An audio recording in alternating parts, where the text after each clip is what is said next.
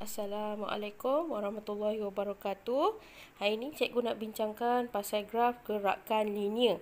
Kita akan bincang melalui graf kita akan dapat hal laju dan juga pecutan. Jadi graf ni sangat berguna lah. Okey, kita mulakan untuk graf jenis pertama. Kamu kena hafal ya jenis-jenis graf ni. Okey, graf jenis pertama adalah graf kecerunan graf ataupun graf sesaran per masa. Okey, di mana paksi Y dia adalah sesaran dan paksi X dia adalah masa. Jadi, bila kita cari kecerunan graf, okey, kecerunan tu dia adalah sama juga dengan sesaran per masa ataupun Y2 tolak Y1 per X2 tolak X1. Jadi, macam mana kita boleh dapat? Kita dapatkan dia punya kecerunan, kita dah terhasil lah juga hal laju sebab Y itu adalah paksi sesaran dan X itu adalah paksi masa. Jadi, bila sesaran per masa, rumus dia yang kita dah belajar sebelum ni, ia adalah hal laju. Okey, kalau cikgu tunjuk dekat sini kan, kalau sesaran tu, dia punya unit adalah M dan unit masa itu adalah S. So, S tu, buang dulu negatif tu. Jadi, bila naik atas, rumus dia adalah MS negatif 1. So, sekarang, bila kamu tengok saja graf sesaran per masa, kamu tahu melalui kecerunan, kamu boleh dapat hal laju. Tapi, untuk graf dan sesaran sahaja. Jadi, kamu tolonglah hafal. Okey. So, kita tengok sini. Jenis kecerunan. Kita tengok yang pertama adalah kecerunan untuk graf O kepada A. Okey, kat situ dia punya pergerakan ataupun dia punya sesaran dia adalah bertambah dan masa dia juga bertambah. Okey, jadi kat situ kita boleh tengok OA tu adalah bersifat positif dan juga seragam. Okey, jadi bila positif dan seragam, hal laju dia adalah seragam. Jadi, ia bergerak 50 meter dari titik permulaan dengan hal laju yang seragam. Apa yang seragam? Kita tengok nanti bila kita buat kira-kira. Okey, yang seterusnya adalah AB. Okey, AB adalah apa dia bersifat sifar. Bila kita cari kecerunan A dan B, kita akan dapat nilai sifar. Jadi, nilai sifar itulah hal laju dia. Okey, jadi bila hal lajunya adalah sifar, maksudnya dia duduk dalam keadaan sihat ataupun pegun. Okey, seterusnya kita tengok pula BC. Okey, BC adalah kecerunan pergerakan kali ketiga. Daripada OA, AB, lepas tu sekarang ke BC. BC sama juga macam dengan OA. Dia punya pergerakan adalah, jenis kecerunan dia adalah positif dan juga seragam. Jadi, hal lajunya adalah seragam apabila dia bergerak sejauh 5 meter dengan hal laju yang seragam. Sama juga. Okey, last one kita tengok negatif gerakan CD. CD, kita tengok dekat sini, sesaran dia, sesaran dia semakin menurun. Daripada 100, dia turun sampai ke D, sampailah ke kosong. Jadi, kat sini kita tahu hal laju dia adalah negatif. Okey, jadi CD ni adalah negatif dan juga seragam. Okey, seragam tu maksudnya dia dalam keadaan yang garis dia lurus ataupun kecerunan dia yang terus dia ke bawah. Okey, jadi hal laju adalah negatif dan juga seragam. Bergerak dalam arah yang bertentangan. Okey, kalau kita tengok pasal arah yang bertentangan, maksudnya kita akan dapat nilai negatif. Okey, jadi ia berpatah balik sejauh 100 meter ke titik permulaan dengan hal laju yang seragam. Okey, so kita tengok OA, nilai yang kita dapat adalah positif dan hal laju dia adalah seragam. Okey, AB, hal laju dia adalah sifar. Sebab bila kita kira nanti, dia akan dapat sifar. Sifar sebab apa? Sebab tiada pergerakan. BC, dia kembali kepada hal laju seragam. Maksudnya ada pergerakan. Okey, dan CD pula, dia punya sesaran semakin sikit. Bila semakin sikit ataupun semakin kurang, maksudnya hal laju dia adalah negatif. Sebab apa? Sebab arah dia adalah arah yang bertentangan. Okey, kita tengok macam mana boleh dapat apa dia sifat dia positif, sifar dan juga negatif. Okey, ini adalah jalan kira dia pula. Okey, cikgu tulis balik kat sini. Dia kata situ, kecerunan graf, sesaran dan masa sama juga dengan hal laju. Maksudnya, paksi Y dibahagikan dengan paksi X, kita akan dapat hal laju. Okey, so jenis kecerunan. Okey, kat sini ada jenis kecerunan yang kita bincang tadi. Okey, OA, positif dan seragam. Jadi, kecerunan OA sama juga dengan, ambil balik dia punya formula dia. Saya ulang-ulang supaya kamu ingat dan hafal. Sesaran per masa sama juga dengan Y2 tolak Y1 dan X2 tolak X1. Okey, Y2, kalau kita tengok OA, graf OA, Y2 dia adalah 50 dan Y1-nya adalah kosong. Macam mana kita nak ambil Y2 dengan Y1? Kita punya graf, kita akan start lukis daripada kosong dan bergerak ke A. Maksudnya O itu adalah Y1 dan A itu adalah Y2. Jadi sekarang Y2 adalah 50. Okey. Dan Y1 dia adalah kosong. Masa dia pula kita ambil daripada kosong ke 2. Jadi, kita ambil masa X2 tolak X1. X2 dia adalah 2 dan X1 dia adalah kosong. Jadi, kita dapat sini 50 tolak kosong dibahagikan dengan 2 tolak kosong. Dapatlah situ 25 ms negatif 2. Okey, itu menunjukkan kita dah dapatlah hal laju dia, iaitu 25 ms negatif 2 pula 1. Sorry. Negatif 1. So, di sinilah yang dia nak tunjuk situ. Hal laju dia adalah hal laju seragam. Sebab apa? Sebab dia dalam nilai positif. Okey. Seterusnya, kita pi pula ke kecerunan AB. Kecerunan AB, tadi kita tengok dia adalah sifar. So, macam mana yang nak dikatakan sifar? Okey, kita buat kecerunan AB, sesaran per masa sama juga dengan kecerunan dia Y2 tolak Y1 dibahagikan dengan X2 tolak X1. Okey, Y2. Okey, Y2 kita ambil dekat titik B, 50. Dan Y1 pula kita ambil di titik A, pun 50 juga. Sebab dia duduk satu aras kan? Okey, lepas tu kita bahagi dengan masa. X2 adalah 8 dan X1 adalah 2. Sebab kita ambil tadi AB kan? So, kita ambil B dulu, baru kita ambil A. Jadi kat sini, sesaran dia ataupun Y2 tolak Y1 dia sama juga dengan 50 tolak 50. Dibahagikan dengan masa dia 8 tolak 2. Jadi, 50 tolak 50 sama juga dengan kosong. Jadi, kosong dibahagi dengan apa atau didarab dengan apa, semuanya akan dapat jawapan kosong. Jadi, jawapan kat sini adalah kosong ms negatif 1. Jadi, bila kosong ms negatif 1, inilah yang menunjukkan dia dalam keadaan pegun, rehat ataupun dalam keadaan sifar. Okey, seterusnya kita tengok pula kecerunan BC. Kecerunan BC, okey, dia adalah dalam bentuk positif dan juga seragam. Ambil juga jalan kira sama juga macam yang di atas, sesaran per masa. Sama juga dengan Y2 tolak Y1 dan dibahagi dengan X2 tolak X1. Okey, sama juga dengan Y2.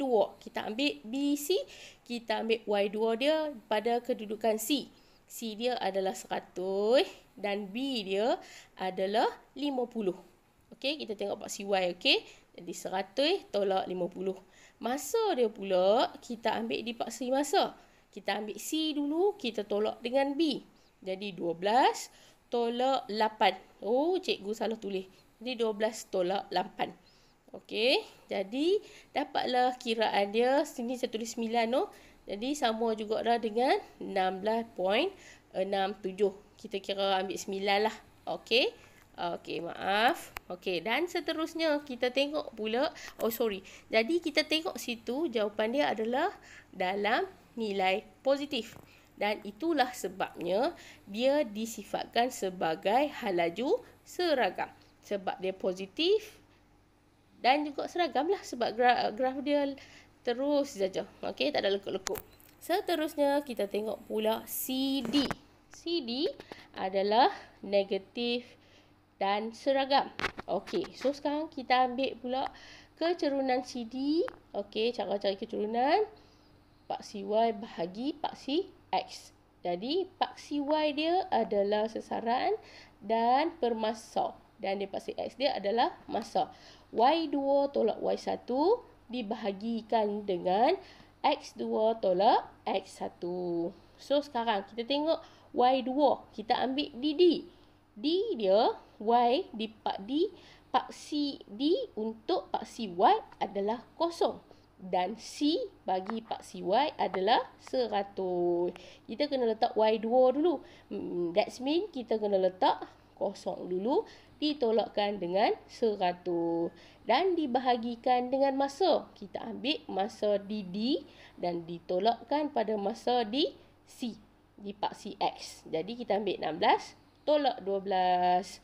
So, bila kita ambil kosong tolak 100, kita dapatlah jawapan dia negatif 100 dibahagikan dengan 4. Okey, so sekarang jawapan yang kita dapat adalah negatif 25 ms negatif 1.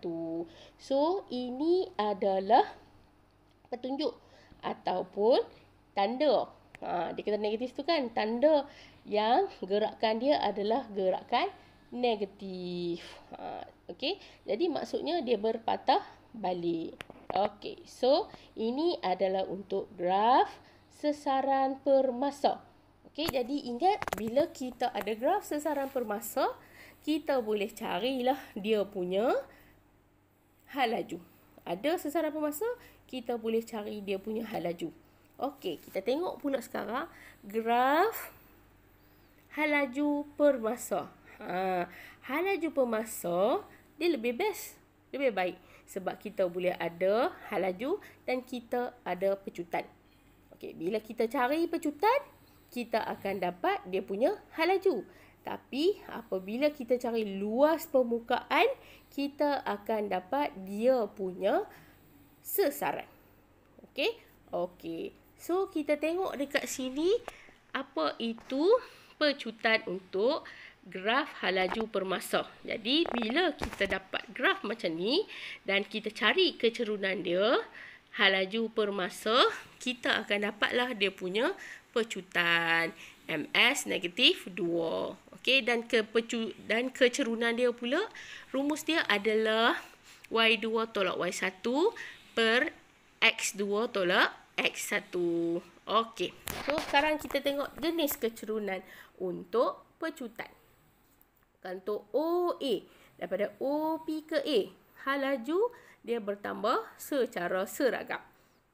Okey, jadi kita cari dia punya pecutan, kita akan dapat dia adalah pecutan yang seragam.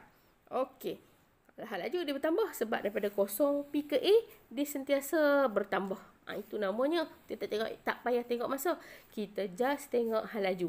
Daripada kosong ke A, maksudnya situ hal laju dia sentiasa bertambah. Pecutan seragam, kita kena kira dengan cara mendapatkan kecerunan graf. Okey, yang kedua, A ke B. Kita tengok landai kan. Benda apa saja kalau landai, maksudnya dia adalah sifar. Dia tak bergerak. Pasal apa? Kalau kita cari dia dalam bentuk kecerunan, dia akan dapat kosong. Macam kiraan tadi juga. Jadi kalau kita tengok sini, AB, kecerunan AB adalah sifar. Hal laju motosikal adalah dalam bentuk malar. Maksudnya dia stay, hal laju dia 8. Daripada minit ke-5 hingga ke saat ke-5 hingga ke saat ke-10. Tapi kalau pecutan dia, kita boleh habaq dia, pecutan dia adalah sifar. So, sekarang kita tengok pula BC. BC kita nampak kan, daripada dia tinggi hal laju dia dan dia jatuh sehingga hal laju dia tinggal kosong. So, hak ni BC adalah gerakan yang negatif dan juga seragam. Jadi halaju dia berkurang secara seragam.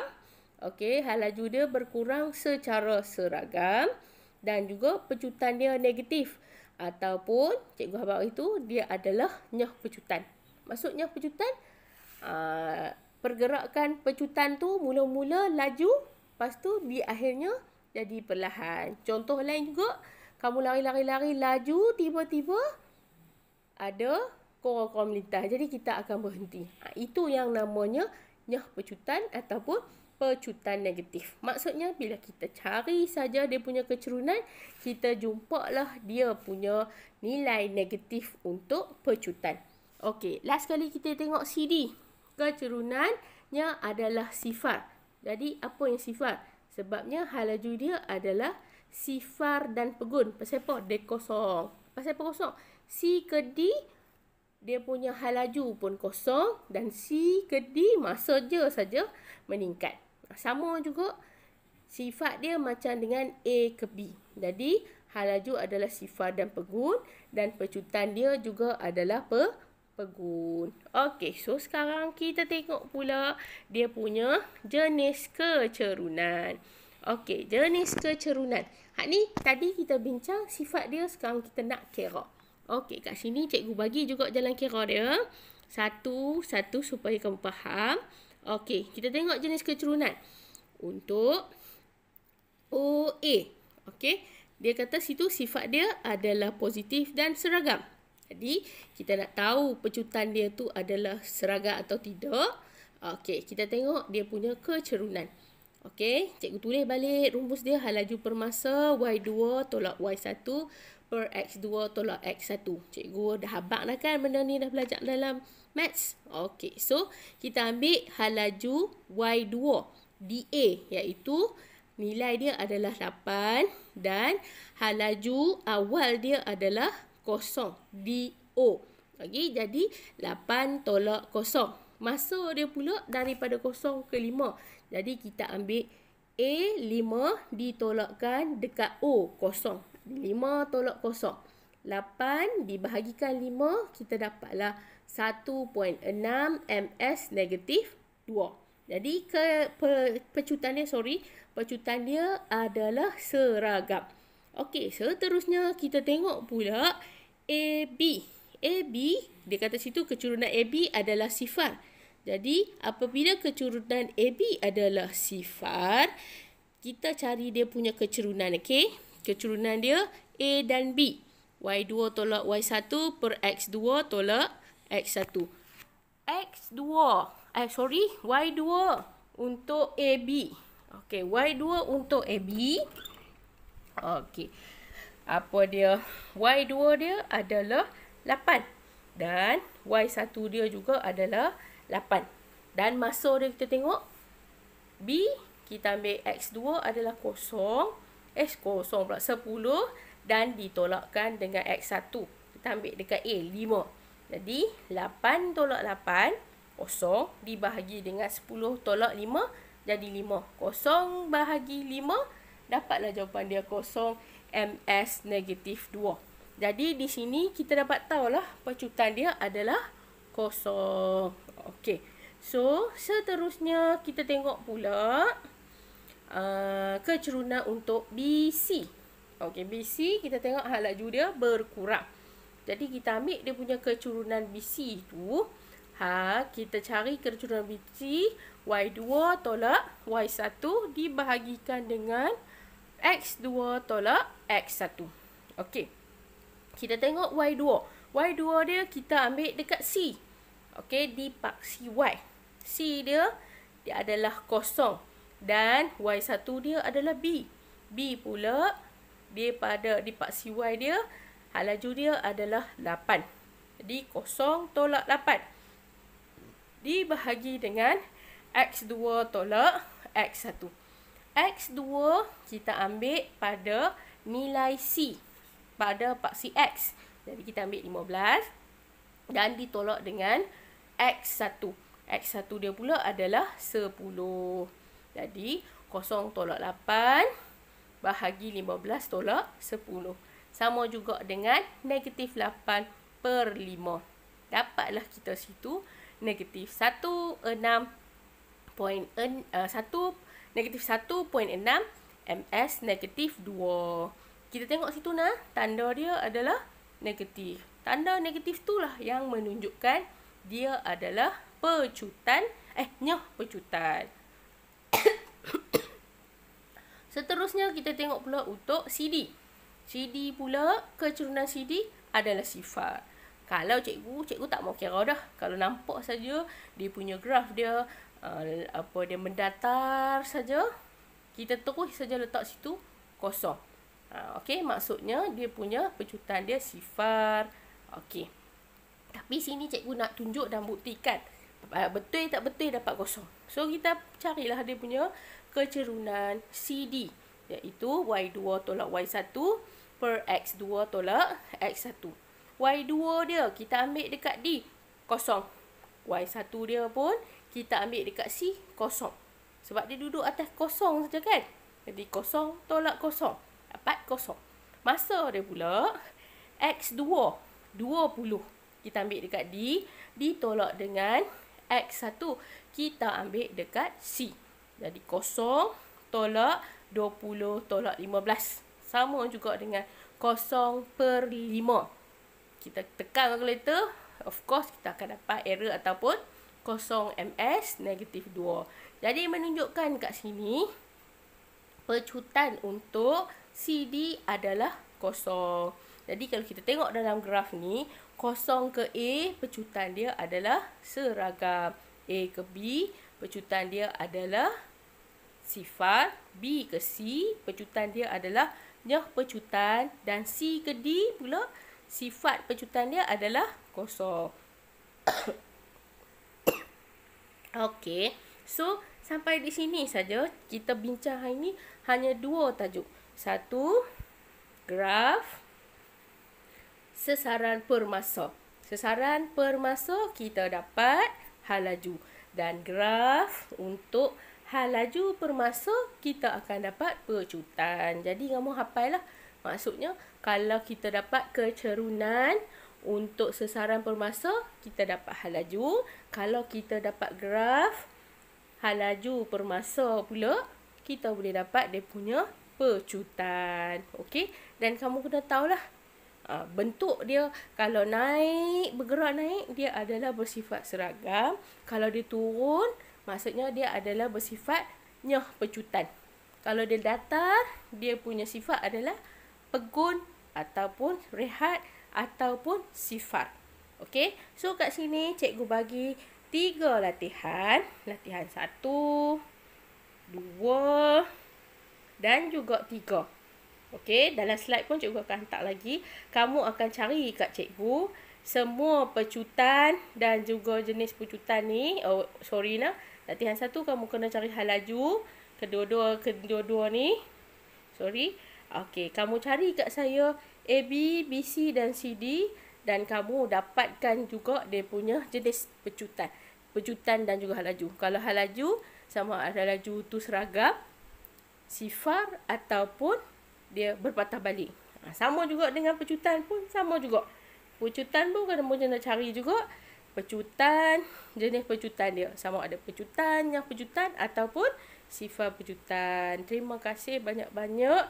Pecutlah untuk berjaya. Itu keyword dia untuk hari ini. Sekian, terima kasih. Assalamualaikum. Maaf, tadi tertinggal satu lagi benda ataupun satu lagi yang kamu kena tahu, iaitu tengok kat sini ada tulis luas di bawah graf hal laju per masa. Jadi luas di bawah graf tu kamu cari luas O, A, B dan C itu, kita akan dapat pula sesaran. Okey, macam mana tu? Sebabnya kalau kita tengoklah luas graf tu adalah rumusnya adalah luas panjang kali lebar. Panjang tu adalah MS. Panjang tu adalah sini kita tengok ambil hal laju kan. MS negatif 1. Dan lebar dia adalah masa S. Jadi bila kita buat kiraan S tu kita potong-potong, itu sebab dia tinggal M sahaja. Jadi makna MS negatif 1 per S. Jadi S potong dengan S negeri 1, jadilah M sahaja. Okey, so kita tengok sekarang macam mana kita nak kira luas di bawah graf hal laju dan masa. Okey, apa itu luas di bawah graf? Okey, kita akan carilah luas di bawah graf sama juga dengan sesaran. Okey, sesaran adalah apabila kita darab paksi Y didarab dengan paksi X di dalam graf. Jadi kan tadi dikatakan graf luas di bawah graf hal laju dan masa. Okey, hal laju dan masa. So kat sini kita boleh cari luas OA, luas AB dan juga luas BC. Kalau kamu boleh cari terus saja luas OABC pun tak ada masalah. Okey, guna rumus trapezium kan? Tapi cikgu nak ajak cara paling senang, paling mudah dan insya-Allah dapat jawapan dia. Okey, so kita pecahkan dekat sini. Luas OA.